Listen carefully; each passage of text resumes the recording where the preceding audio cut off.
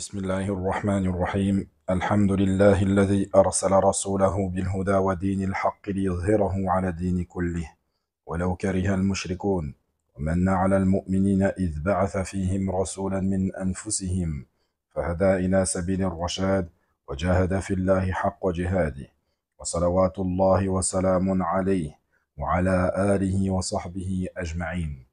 سلام الله عليكم ورحمة الله وبركاته. حياكم الله. أهلا وسهلا بكم dans cette 67e rencontre des leçons à tirer de la vie du meilleur des hommes. Nous poursuivons sur les traces et les leçons que l'on peut tirer de la vie du meilleur des hommes, de cet homme qui est la créature la plus parfaite d'Allah tabaraka wa ta'ala, celle qui craint le plus et le mieux Allah azza wa jal, Muhammad ibn Abdillah ibn Abd al-Muttalib ibn Hashim al-Qurashi sallallahu alayhi wa sallam. Dans les cours précédents, nous avions évoqué les leçons à tirer de la bataille de Badr. Et les gens de la bataille de Badr ont atteint un degré auprès d'Allah tabaraka wa ta'ala, à tel point qu'Allah les a purifiés, il les a honorés. Également, le prophète sallallahu alayhi wa sallam, comme il est venu dans le hadith connu, dans lequel il dit لعل الله اطلع على أهل بدر فقال اعملوا ما شئتم فقد غفرت لكم. Allah a observé les soldats de la bataille de Badr et leur annonce la belle et grande nouvelle: faites ce qu'il vous plaira, certes, je vous ai pardonné. Et c'est pour cela que dans les livres d'histoire qui évoquent ces hommes et les compagnons du prophète sallallahu alayhi wa sallam en général, parfois dans leur biographie, tu vois l'appellation Al-Badri, c'est-à-dire qu'ils font partie de ceux qui ont participé à la bataille de Badr. Et ceci est une éloge de la part des historiens pour ces hommes. Il faut donner et reconnaître aux compagnons ce qui leur revient de droit, leur lettre de noblesse. Pour ceux qui ont suivi après la bataille de Badr, il y a eu certains événements que nous évoquerons pas ici, mais nous allons plutôt nous remémorer la bataille des Banu Qaynuqa, qui est le premier affrontement entre les musulmans et les enfants d'Israël, alors que la bataille de Badr était le premier affrontement contre les mécréants. Et comme nous l'avons évoqué dans les cours précédents, lorsque le prophète sallallahu alayhi wa sallam est rentré dans la ville d'Al-Médina, quelque temps après, il s'est arrangé avec les 3 tribus juives qui étaient dans la ville d'Al-Médina, qui sont les Banu Nadir, les Banu Qaynuqa et les Banu Qurayza. Et dans ce pacte, il était mentionné que les Juifs n'avaient pas droit de se mettre contre le prophète sallallahu alayhi wa sallam, d'appuyer une armée qui viendrait pour affronter les musulmans dans la ville d'Al-Médina, et qu'ils se devaient de garantir la protection de tous ceux qui y vivent dans cette ville et de faire front commun. Mais à peine le prophète sallallahu alayhi wa sallam revenu de la bataille de Badr, voilà que les Yahouds ont rompu le pacte avec le prophète sallallahu alayhi wa sallam. Et ils l'ont rompu de 2 manières. Premièrement, avec leur langue. Ils parlaient en mal sur le prophète sallallahu alayhi wa sallam et également sur l'islam et les compagnons. Ils avaient un orgueil, une fierté mal placée.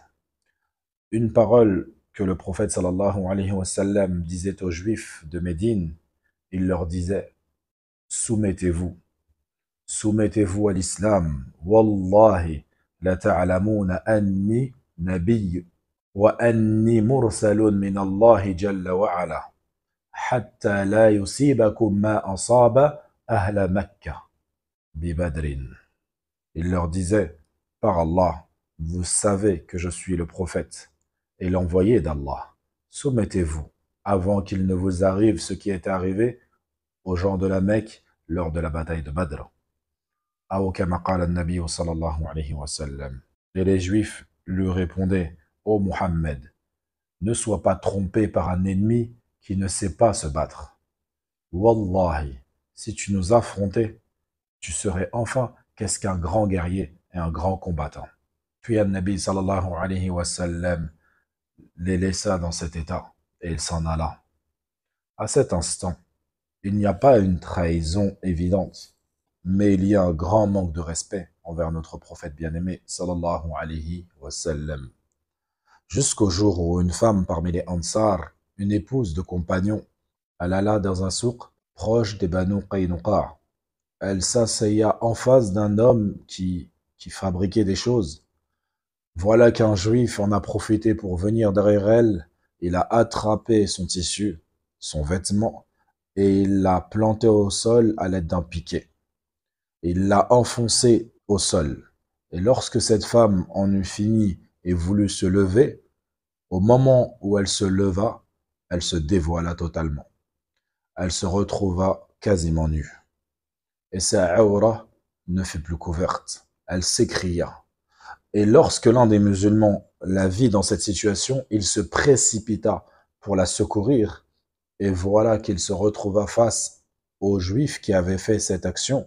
Il le frappa et le tua sur le champ. Et les juifs autour de lui, les Banu Qaynuqa qui étaient présents, lorsqu'ils ont vu cela, ils lui ont sauté dessus et ils l'ont tué à leur tour.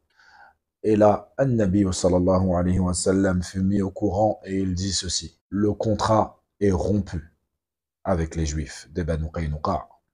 Il sorta vers eux, il prépara une armée, il confina les Banu Qaynuqa pendant 15 jours. Et ceci, dans l'histoire du prophète sallallahu alayhi wa sallam, est répétitif. Les Juifs ne tenaient jamais leurs engagements. Car entre le moment où ils ont signé et ils ont pris l'engagement envers le prophète sallallahu alayhi wa sallam d'être ensemble, de faire front commun s'ils étaient attaqués et de ne pas trahir et ne pas se manquer de respect, il y a eu seulement 6 mois qui se sont écoulés. An-Nabi sallallahu alayhi wa sallam a donc pris les armes et les encercla. Il les confina pendant 15 jours, sachant que les Banu Qaynuqa s'étaient préparés à cela. Donc ils avaient rassemblé leur nourriture, leurs boissons, ils s'étaient enfermés dans leur lieu d'habitation pour pouvoir rester un long moment. Mais Allah Azza wa Jal en a décidé autrement et il plongea dans leur cœur la peur, l'effroi dans leur cœur. Et vous verrez, dans les batailles qui vont arriver, tu ne sais pas d'où vient le secours d'Allah Azza wa Jal. Dans cette bataille, il est venu par l'effroi jeté dans le cœur des Banu Israël. Et ils ont tellement eu peur qu'ils dirent au prophète sallallahu alayhi wa sallam: stop, nous descendons et nous nous en allons, pensant que leur destin était encore entre leurs mains. Mais le prophète sallallahu alayhi wa sallam refusa et il leur dit: descendez et c'est nous qui allons juger de votre sentence. Ils avaient tellement peur qu'ils ont été d'accord pour cela. Ils sont donc descendus, sachant qu'ils allaient être jugés par le prophète sallallahu alayhi wa sallam. Le prophète sallallahu alayhi wa sallam ordonna à ses compagnons de les attacher et de leur mettre des carcans à leur cou. Et le prophète sallallahu alayhi wa sallam dit à Mundhir radiyallahu anhu d'attacher leurs mains derrière leur cou et de resserrer fermement la corde. Et voilà que Abdullah ibn Ubay ibn Salul, la tête des hypocrites, vint à leur secours. Et bien sûr, les hypocrites et les mécréants, ceux qui ne croient pas en Allah Azza wa Jal, sont des alliés les uns pour les autres. Et cela, subhanallah, nous nous rendons compte dans l'histoire du prophète sallallahu alayhi wa sallam avec Abdullah ibn Ubay ibn Salul, que peu importe l'infinime hypocrisie qu'il y a dans le cœur d'un homme, Allah Azza wa Jal le dévoile tôt ou tard. Et même si parfois cette hypocrisie est cachée de beaucoup de monde, peu importe. Un jour, Allah Azza wa Jal la dévoile aux gens. Et plus particulièrement au moment des troubles. Lorsqu'il y a des troubles, c'est là où tu vois les gens fermes sur leur religion, les gens de la sunna, et tu distingues d'eux les gens de l'innovation, les gens de l'hypocrisie, les gens de la mécréance. Car هذا الرجل Abdullah ibn Ubay ibn Salul, dans toute la biographie du prophète sallallahu alayhi wa sallam à Médine, Dans combien de troubles il était le dénominateur, il était la tête pensante. Comme il est dit dans Surat al-Munafiqun, يقولون لئن رجعنا إلى المدينة ليخرجن الأعز منها الأذل. Et ils disent, si nous retournons à Médine, le plus puissant en fera assurément sortir le plus humble.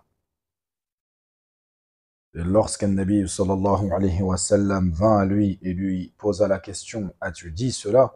Il disait, Wallahi, je ne l'ai pas dit. Et comme cela, lorsqu'il y a des troubles, Allah Azza wa Jal dévoile et éclaircit la situation des gens. Et il montre ce qu'il y a profondément enfoui dans le cœur des hommes. Et la leçon que l'on peut tirer, c'est que parfois les troubles ne sont pas un mal pour les musulmans, car elles purifient les rangs des musulmans. Comme nous dit Allah Azza wa Jal, وَعَسَىٰ أَن تَكْرَهُوا شَيْئًا وَهُوَ خَيْرٌ لَكُمْ وَعَسَىٰ أَن تُحِبُّوا شَيْئًا وَهُوَ شَرٌّ لَكُمْ وَاللَّهُ يَعْلَمُ وَأَنْتُمْ لَا تَعْلَمُونَ. Il se peut que vous ayez de l'aversion pour une chose alors qu'elle est pour vous un bien, et il se peut que vous aimiez une chose alors qu'elle est pour vous mauvaise. C'est pour cela que le croyant, à chaque instant de sa vie, même lorsqu'il est dans le mal, lorsqu'il est dans la difficulté, lorsqu'il est dans des troubles, il doit en tirer des leçons, et il doit en tirer un bien pour sa foi. Telle la brume de l'aube qui laisse place au soleil de la matinée. Également, comme le dit Abdullah ibn Abbas, et qui te dira qui est Abdullah ibn Abbas? Habr al-Ummah, celui qu'on surnomme l'encre de cette communauté. Ce qui est voulu par là, c'est le savant de cette communauté. L'encre, chez les Arabes, c'est une chose qui laisse des traces. Et lui, effectivement, il a laissé derrière lui la science. Radiyallahu anhuma. Il dit, jamais une difficulté l'emportera sur une facilité. Et il s'appuie du verset dans lequel Allah Azza wa Jal il dit, فَإِنَّ مَعَ الْعُسْرِ يُسْرًا إِنَّ مَعَ الْعُسْرِ يُسْرًا. À côté de la difficulté est certes une facilité. À côté de la difficulté est certes une facilité.